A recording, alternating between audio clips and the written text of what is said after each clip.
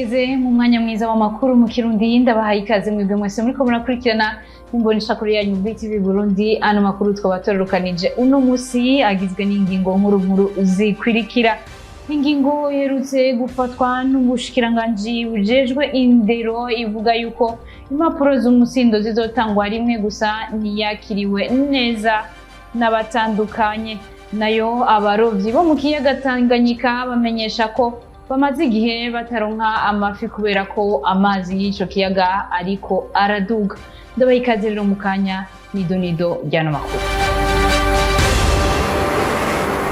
Ndasubiye kubaha ikaze kandi nkuko nari mpejeje kubibamenyesha, ingingo iheruka gufatwa n'ubushikiranganje bujejwe indero bw'uko impapuro z'umutsindo zizohora zitangwa rimwe gusa ntiyakiriwe neza ngo kuko ntivyashika urwo rupapuro rugatakara umuntu azofatwa nk'ubutizi. N'inkuru twateguriwe na Jules Verne na Kimana. Ingingo yafashwe n'ubushikiranganje mu bujejwe harimo indero n'ubushakashatsi imenyesha ko impapuro z'umutsindo zizohora zitangwa rimwe gusa ndetse ko nabo zizotakarana utazosubira kuzironswa ukundi ntiyakiriwe neza n'abatari bake harimo n'abakiri ku ntebe y'ishure. Iyo ngingo kubwanje ntiyanezereye na gato kubera yuko duplicate itabaye amadokima y'ishure nka diplome bishitse igatakara umenga wakoreye ubusa mu gihe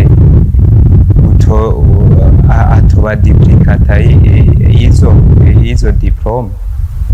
Rero hari igihe bishika utiteguye akaba yensanga. Ubwacu abanyeshure iyo ngingo je mbona tutayakiriye neza kuko iyo ufise diplome yawe nk'uko usanga abenshi tuba hariho ababaruguru, hariho ingorane nyinshi zishobora gushika, agashobora kuba dufatire ku bantu bakiba mu nzu z'iruguru nyene uzibona, arashobora kubaho nk'imbeba ugasanga zirayononye, canke ugasanga nkaho uba harava imvura iguye ikanyagirwa ikononekara.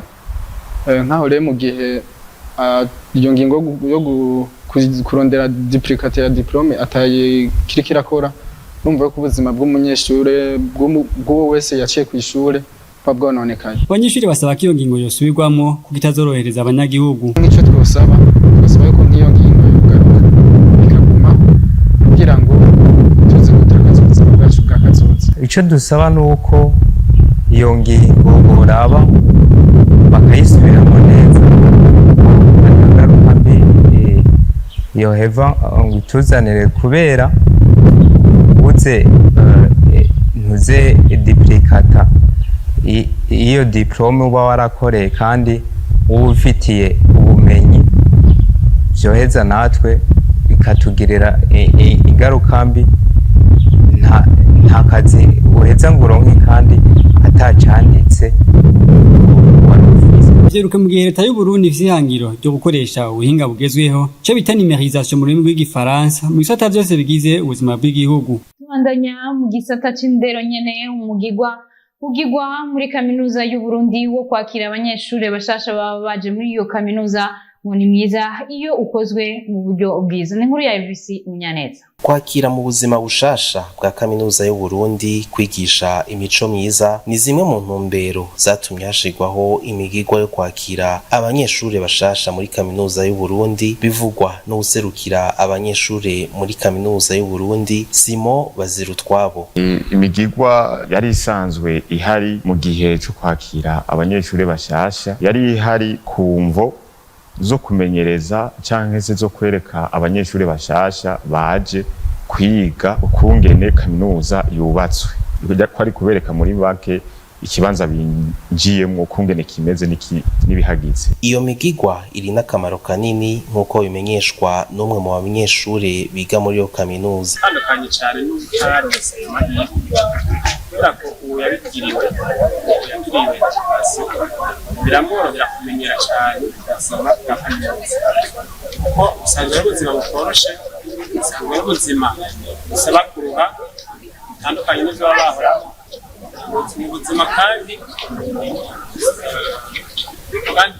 basaba kubana n'abanyeshuri benshi b'inshuro nyinshi mu ntara zitandukanye.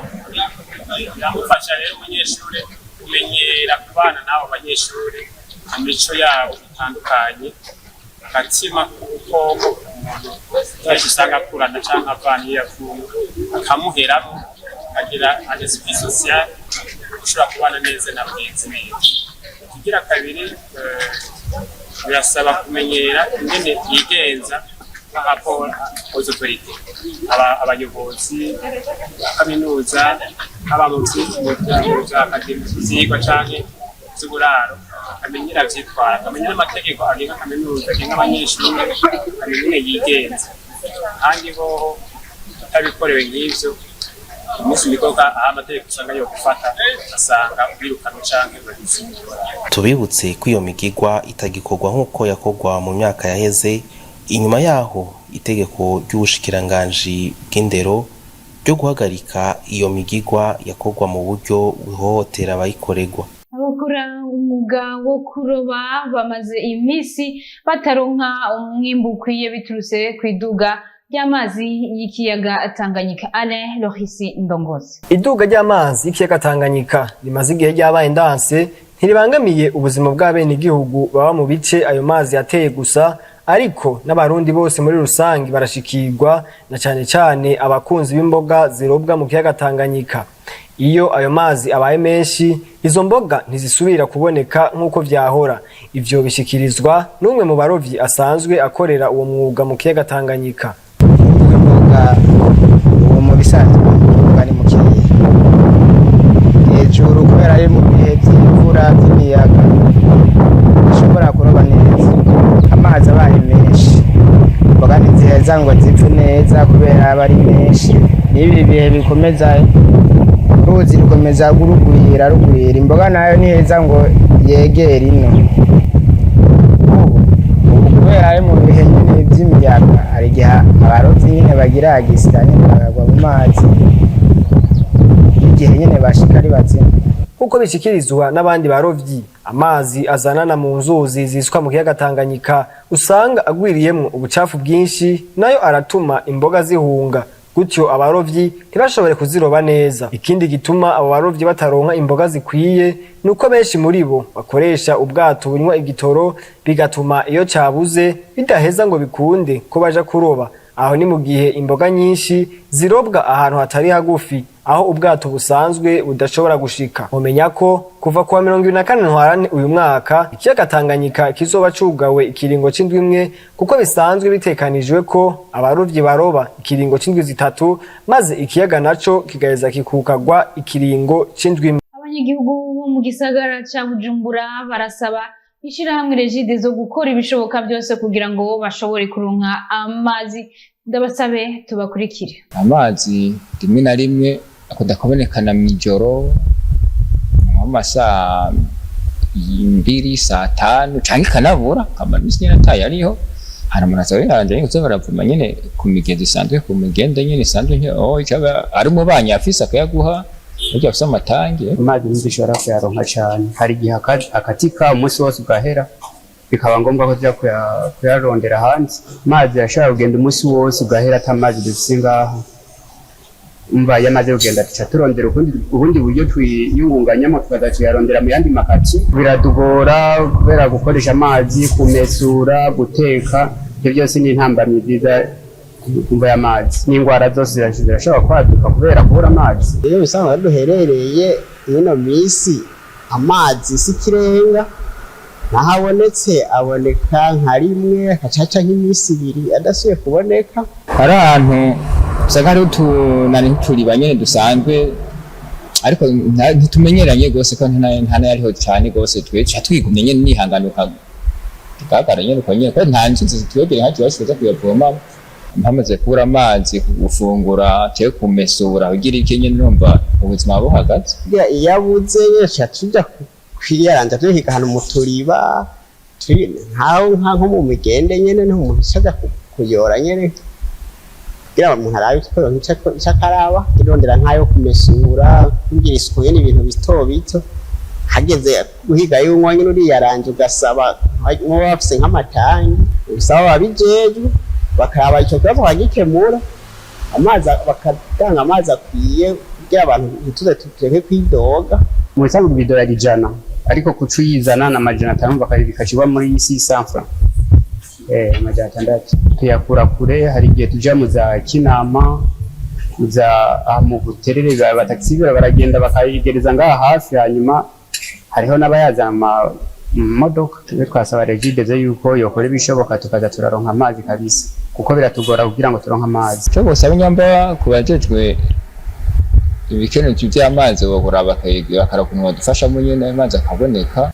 Amakuru yacu tuyabandanirize mu yavugwa mu makungu, tukaba twayateguriwe na mugenzi wacu Benoit Ndayigwanya. Ejo haheze umunyamabanga wa Leta Zunze Ubumwe za Amerika Anthony Blinken yaragize urugendo mu bihugu vyunze ubumwe bw'Abarabu. Urugendo rwiwe rwo ku ncuro ya 6 kuva hatanguye intambara hagati y'umuhari w'iterabwoba Hamas hamwe na Israel kwigenekerezo ryandwi gitugutu mu mwaka uheze. Urwo rugendo rukaba rwari rufise intumbero yo kuhagarika ivy'imfata kibanza intambara kugira baganire kwirekugwa ry'abantu bagizwe imbohe n'umuhari Hamas. Anthony Blinken akaba ategekanya kubonana n'abarongoye igihugu ca Arabia Saudite hamwe na Misiri kugira baganire kwihagarikwa ry'intambara vy'imfata kibanza muri Gaza, na riryango Misiri na Qatar vyagize uruhara biboneka mu gufasha kugira intambara ihagarare aho muri Gaza, nk'uko tubisanga mu itangazo ryasohowe n'umuvugizi w'ibiro vya Leta Zunze Ubumwe za Amerika Mathieu Miller. Ibiganiro vy'amahoro bikaba vyarasubiye gutangura hagati ya Israel na Hamas muri ino ndwi bigoranye, ariko akaba atanico birashikako. Muri urwo rugendo Anthony Blinken akamenyesha kandi ko azovuga ku kibazo c'ingene igihugu cotunganywa inyuma y'intambara. Ivyo bikaba biruko mu gihe hari hasanzwe hari ukutumvikana neza hagati y'igihugu ca Leta Zunze Ubumwe za Amerika hamwe n'umushikiranganje wa mbere Benjamin Netanyahu. Abarongoye ibihugu vya Buraya barakoraniye kuri uno wa 21 ntwarante i Buruseli mu Bubirigi mu nama y'imisi 2 aho bagiye kwiga ikibazo co gutanga ibigwanisho ku gihugu ca Ukraine, eka nabo nyene bakarondera ibigwanisho bikomeye cyane kugira bashobore guhangana n'Uburusiya biboneka ko bubageramiye, kuko ngo mu gihe Uburusiya bwotsinda igihugu ca Ukraine bwoca bubandanya kugwanya ibindi bihugu vya Buraya. Muri iyo nama hakaba hariko haranigwa ingene bokoresha amatungo y'Uburusiya yoba yari yarafashwe n'ubumwe bwa Buraya igihe Uburusiya bwatera Ukraine kuwa 21 Ruhuhuma 2022. Ikindi kiriko kirigwa ngo ni ingene ibanki y'abanyaburaya BEI yoshobora gutanga imfashanyo ku bihugu bimwe bimwe vya Buraya yobafasha mu vyo kugwanya umwasi. Ubufaransa hamwe n'ibindi bihugu bitandukanye harimwo na Estonia bakaba bamaze gushirako igikumu kwitangwa ry'imfashanyo kugira bitegure nka kurya biteguriye kugwanya ikiza ca corona, ariko igihugu c'Ubudagi kikaba kitashimye kubishirako igikumu. Amakuru avugwa mu makungu akaba ari yaciye asozera ano makuru yacu y'uno musi. Imbere yuko rero dusozera ano makuru nyezina mu nkundire mbanze ndabasubiremo ingingo nkuru zari ziyagize. Ingingo yeruka gufatwa n'ubushikiranganje bujejwe indero ivuga yuko urupapuro rw'umutsindo ruzohora rutangwa rimwe gusa ntiyakiriwe neza, kuko bishitse rugatakara uwarutaye azofatwa nk'utize. Nayo abarovyi bo mu kiyaga Tanganyika bamenyesha ko umwimbu wabo utari kuragenda neza biturutse ku mazi y'ico kiyaga ariko araduga. Nino ngaho rero duciye dusorezerera ano makuru yacu y'uno musi. Ndabashimire mwebwe mwese mwariko muradukurikirana, ndabipurize kubandanya mugira ibihe byiza, nibagiye gushimira n'abagenzi banje bafashije kuyatororokanya. Muroranigwe mu banyu no mu byanyu, mubandanye mudukurikirana.